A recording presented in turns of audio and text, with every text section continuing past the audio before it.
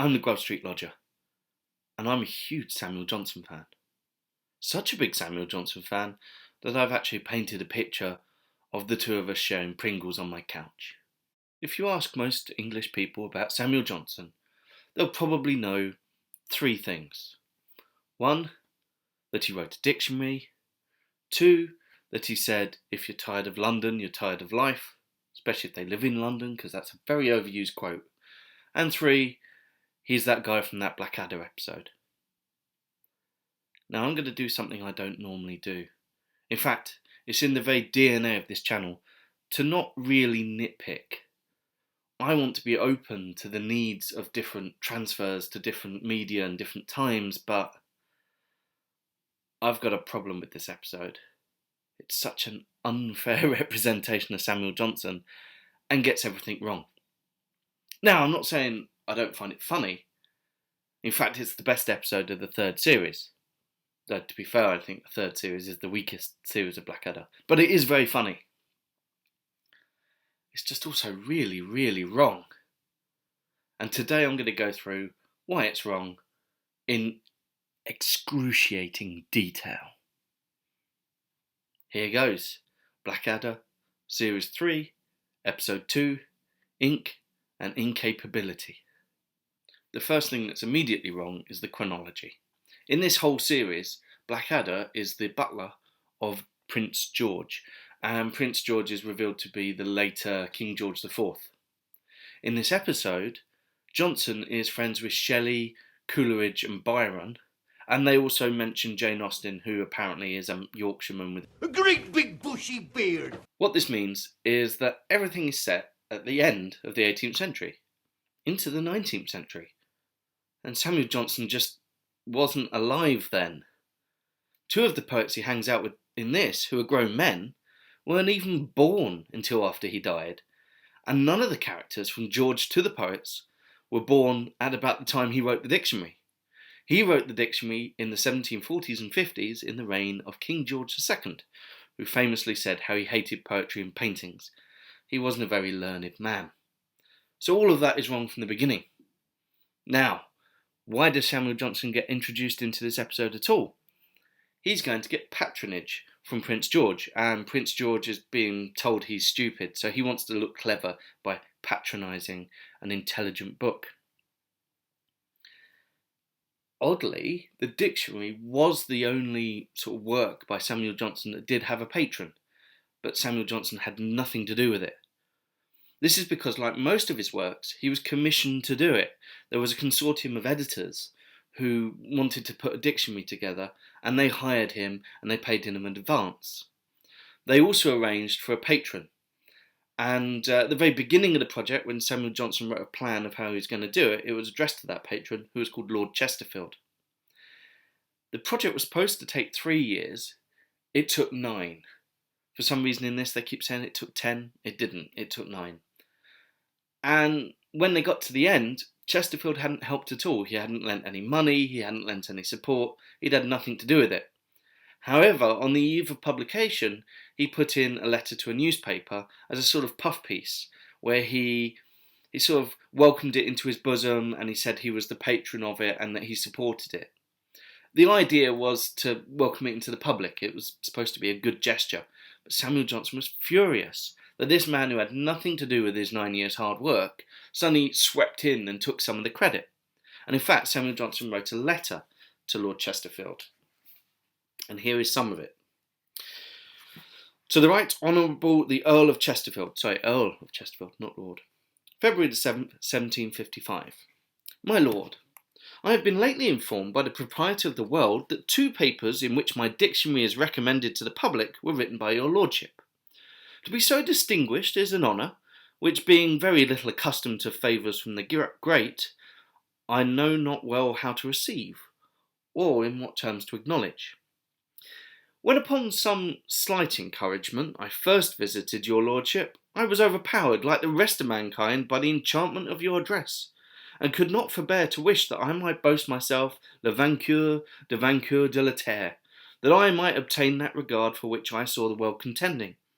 But I found my intendance so little encouraged, that neither pride nor modesty would suffer me to continue it. When I had once addressed your lordship in public, I had exhausted all the art of pleasing which a retired and uncourtly scholar can possess. I had done all that I could, and no man is well pleased to have his all neglected, be it ever so little.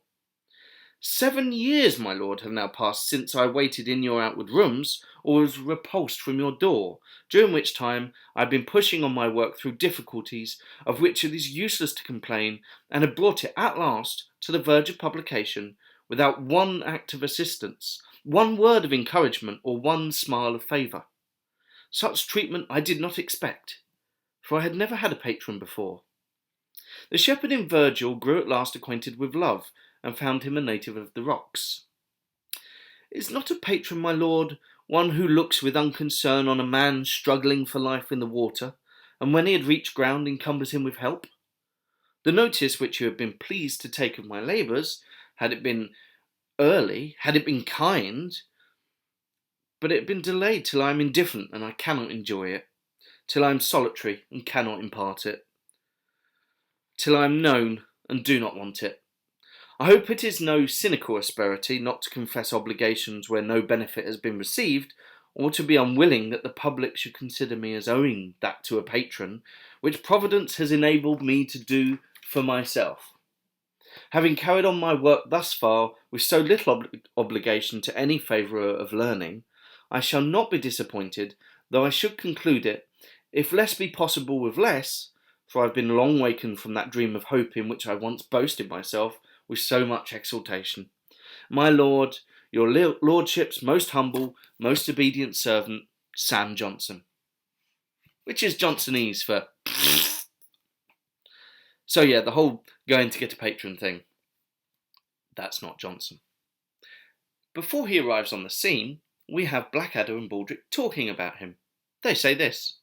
That globulous fraud, Dr. Johnson, is coming to tea. I thought he was the cleverest man in England. This is wrong on 2 counts. The first is that Samuel Johnson is the genius of the age. At this point he wasn't.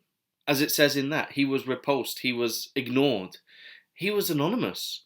The dictionary was only the 3rd or 4th work that he'd actually put his name to. Most of the stuff he'd written had been anonymous. And he'd been chosen as a diligent hack. It wasn't until later in his life that he was to become famous and to become known as a great man of the age. He also wasn't a wobble bottom. Not yet. Though I can see why they put that in. Because... The definition of genius in his ridiculous dictionary is a fat dullard or wobble bottom, a pompous ass with sweaty dew flap. Is a great line. Rowan Atkinson can really say, or wobble bottom. The fact is that Samuel Johnson was active. He was very active. He was about 6 foot tall. He was quite strong. He was into boxing. He once beat off 3 muggers with a cane. He liked swimming. He liked ice skating. He didn't complete university, but when he was at university, he used to skip lectures to go ice skating. There's a story of him running a race with a very short man, and as he was running, he picked up the short man, put him in a tree, ran on, and continued the race. Even in his 60s, his late 60s, he wandered thousands of miles in Scotland, up and down dales and hills and things. He rolled down hills, he ran, he did very spirited kangaroo impressions. He was a physical man, and not yet a wobble bottom.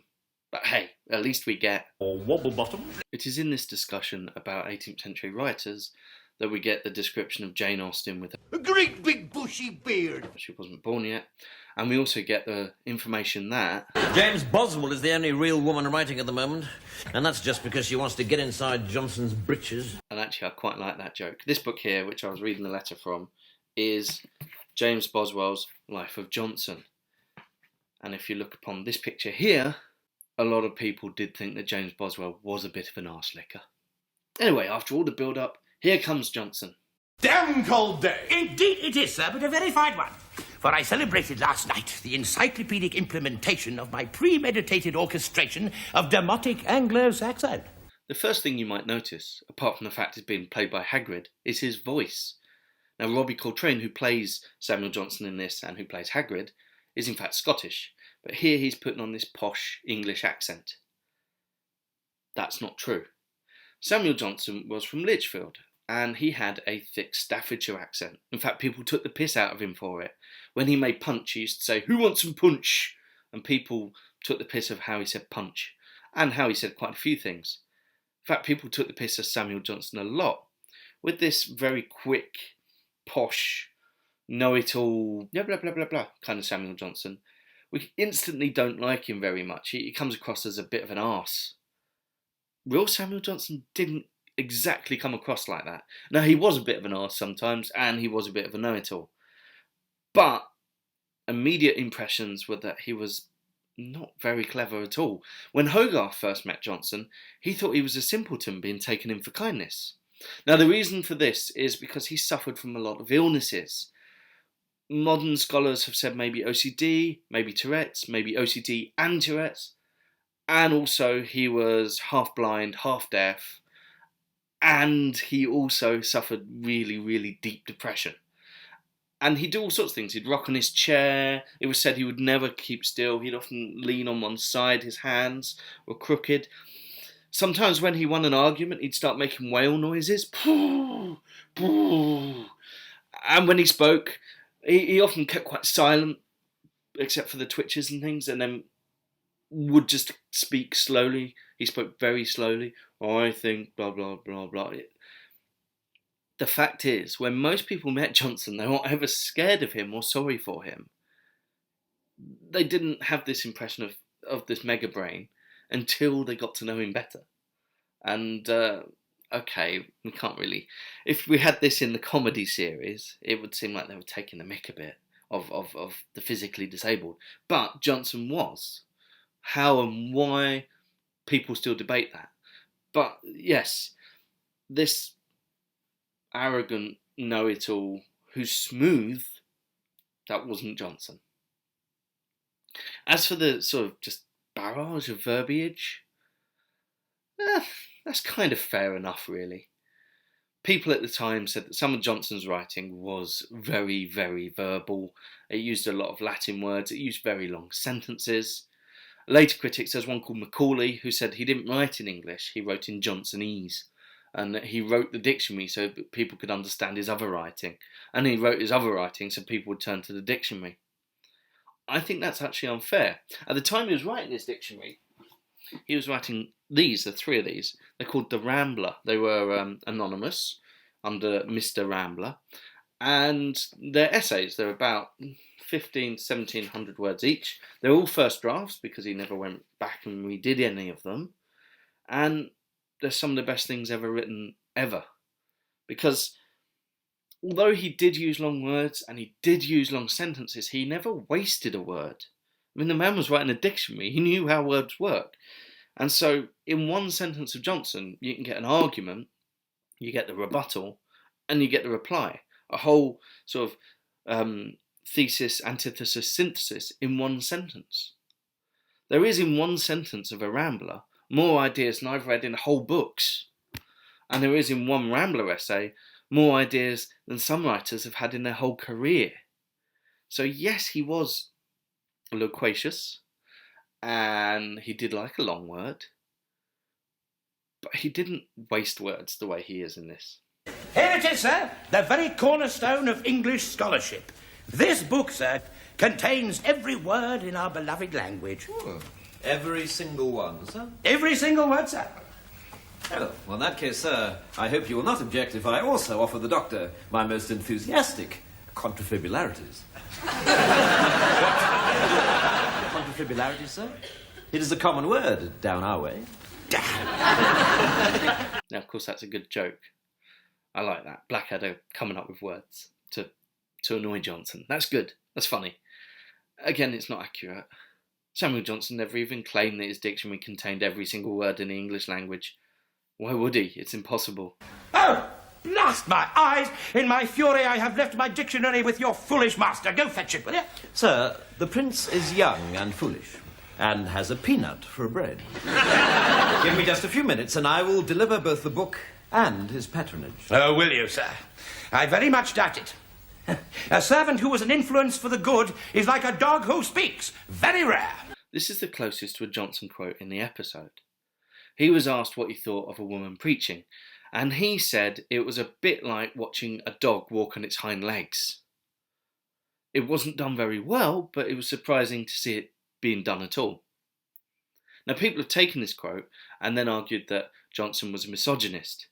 Funny thing about Johnson is his actions often don't match his sort of witticisms, because when he was talking, he used to just talk to entertain and banter and make jokes, but his actions were often far kinder than the things he said. And so he was a great supporter of women. Many of women writers at the time said that he was one of the most supportive people. He helped edit when they asked him to. He didn't, mansplain it. He held parties. He raised their profile. He got them in touch with different people, connections. He supported them and told all his friends, "Oh, read this person, they're really good." He was a real big supporter of women, especially intelligent women. And if you read the quote I just said in context, actually his point is not that women can't preach, it's that they haven't had the training to preach. Men going into the priesthood would have had 5, 6, 7 years training before standing at a pulpit and declaiming without the aid of a microphone. So what he's saying is not that women can't preach, it's that someone with no training still managed to be clear enough to be heard. And for a man who was half deaf, this was quite important to him. So yeah, even when you do read Johnson, the context is often quite an important part of it. He was rough and he was rude, but he wasn't cruel very often. When he could be really cruel. See his letter to Hester Thrale, and indeed that letter to Chesterton was pretty cruel. Now, there's a thing that happens in this where the dictionary gets burnt, the manuscript, and Blackadder and Baldrick go to the pie shop, to the coffee house where Johnson is with his anachronistic poet friends, and ask for a spare, and they start threatening him. What if the book got lost? I should not lose the book, sir. And if any other man should, I would tear off his head with my bare hands and feed it to the cat. Now, Johnson could be a bit of a bruiser. He once beat a publisher because he was being unfair. There was also a man called Samuel Foote, and Samuel Foote was an impressionist, and there were some stories that Samuel Foote was going to start doing impressions of Samuel Johnson, and Samuel Johnson simply bought a new cane and said, "I'm ready if he is." And Samuel Foote never made those impressions. He could be a bit of a bruiser, and he did like cats. So it's quite a good bit, really. You burnt the dictionary? Yup. The dictionary being burnt, Blackadder's now got to rewrite it. And we get some really good bits like this. Right, next, A. A-B. A-B. Well, it's a buzzing thing, isn't it? A buzzing thing. I mean, something that starts with A-B. Honey? Honey starts with A-B.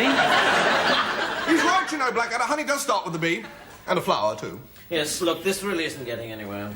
In fact, the whole episode has been full of definitions because Baldrick in this episode forgets what normal things are called, so he needs to have things like a book defined for him. And this is quite interesting because this is the part that is very different from how Johnson wrote his dictionary. Blackadder, he's just going to go through a list of alphabetical words and try and define what they mean. That's not how Johnson did it. What Johnson did is he went through a huge library and he read as much as he could, and he borrowed books from friends, and in fact they were a bit upset because he didn't look after books very well. He used to sort of fling them about and tear them open, and he wasn't careful with books at all. It was said that he tore a part of them to get to the knowledge. And what he'd do, he'd find a word that he wanted in a good quote, and he'd underline the quote and then in pencil, and then he'd put in the margin the letter from which the quote comes from. And he said that he could rub it out with wet bread. I don't think that worked. For the owners of the books that he wrote on, it was pretty upsetting for them. Though now, those books that have those markings on them are worth a lot of money, especially if they can be properly linked to Johnson. And so he'd do that, and he'd pile up these books. And he had these people called amanuenses. And they weren't co-writers. He pretty much wrote the dictionary single-handed. They were a word processor. So they get the book and they flick through it and they say, oh, there's Johnson's thing, and they copy it out onto a piece of card, and they'd have all these cards up, and then they pasted the cards on paper with gaps, and then Johnson would look at the card, he'd look at the quote and how the word was being used, and he'd use that to define the word.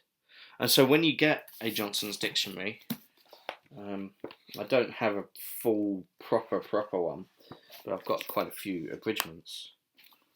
Yeah, you get this, no, you can't quite see it, but you get the word, then you get the quotes for which the word comes from, and then you get the definition.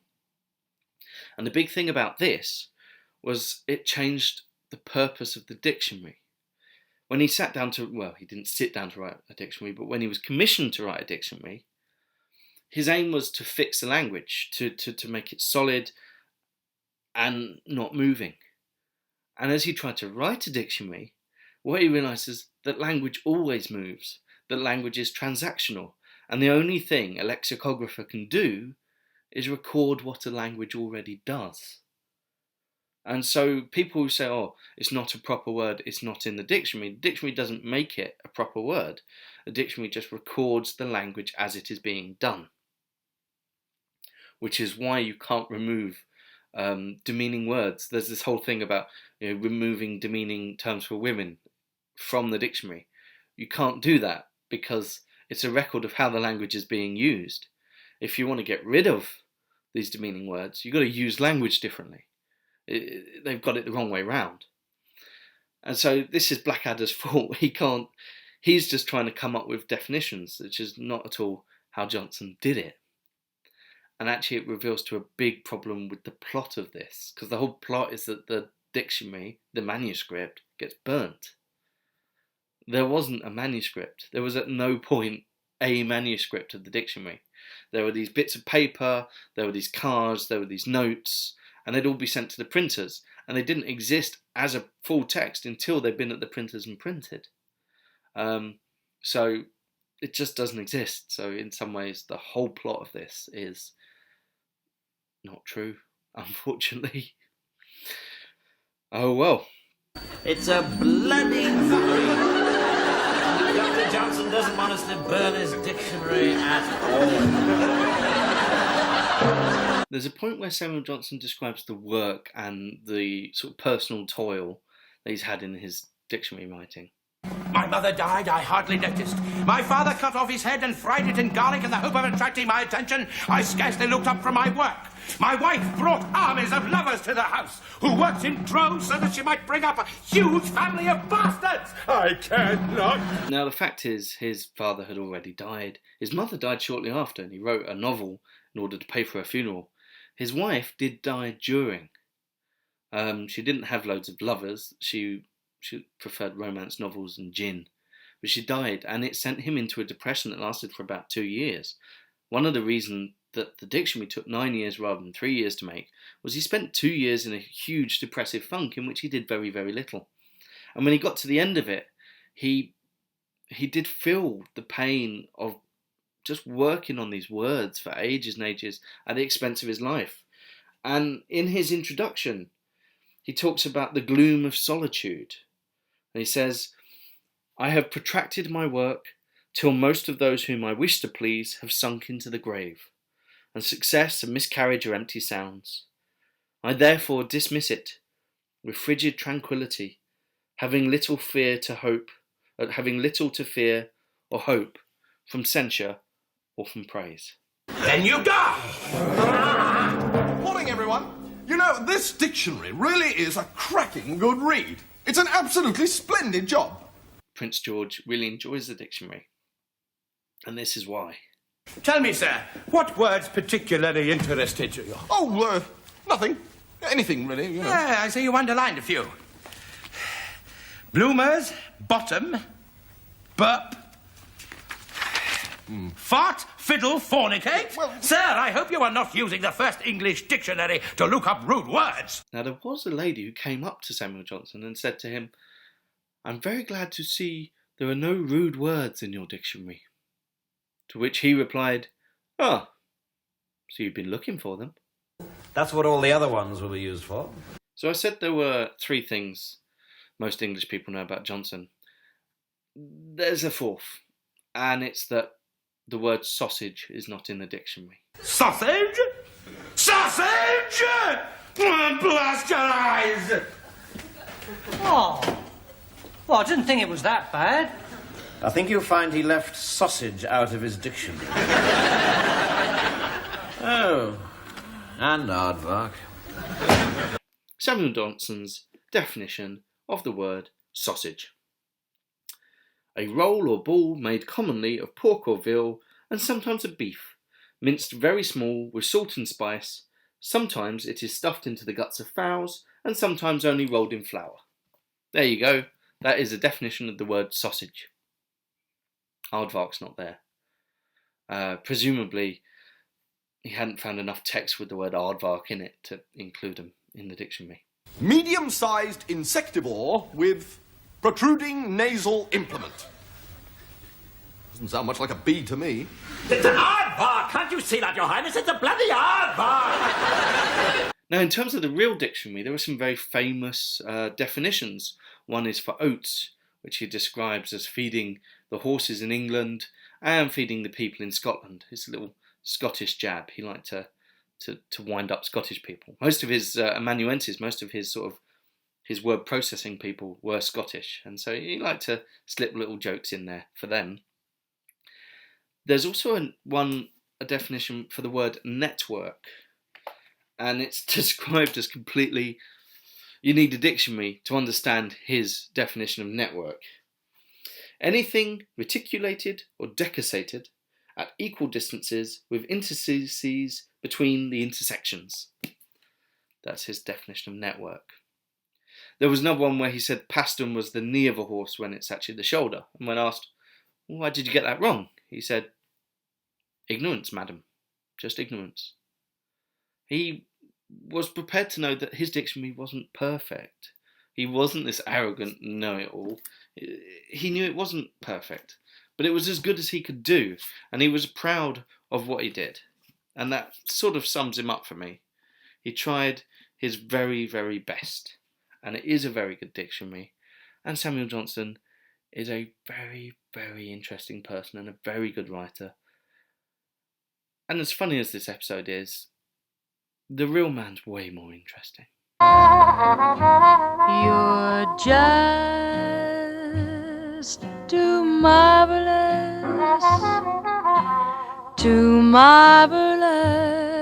for words.